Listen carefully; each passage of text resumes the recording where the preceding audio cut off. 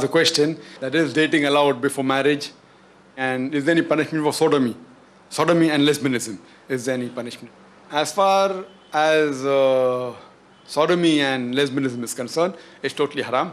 Allah says in the Quran that do you prefer in lust men over women? Means telling to the men that are you going after men rather than women?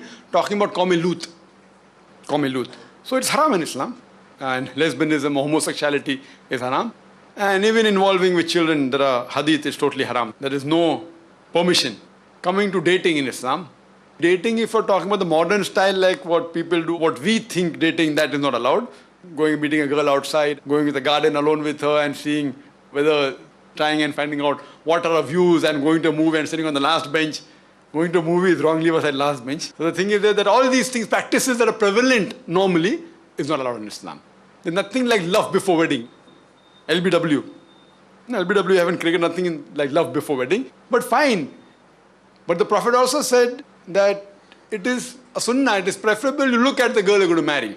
Like there was one of the Sahabas who told the Prophet, I'm going to get married. The Prophet said, you look at the girl? He said, no. He said, go and look at her.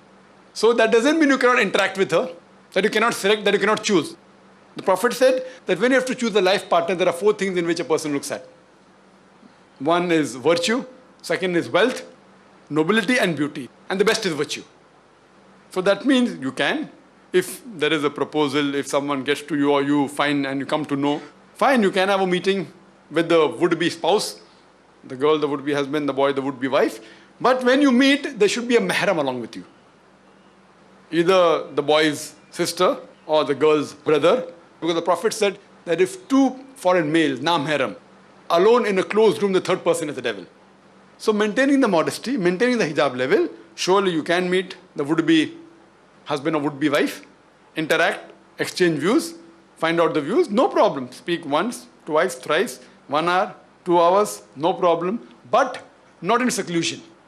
Not outside in a garden alone, or in a movie theater, or going to McDonald's, fine. So within the purview of the Islamic Sharia, you can surely meet, you can choose, you can reject. You can reject and go and look for another one, but within the purview of the Islamic Sharia. So if it's done within, there's no problem. It is preferable, it is the sunnah.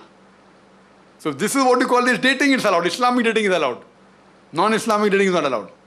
If you call it a dating. Hope that answers the question. Any sisters have any questions?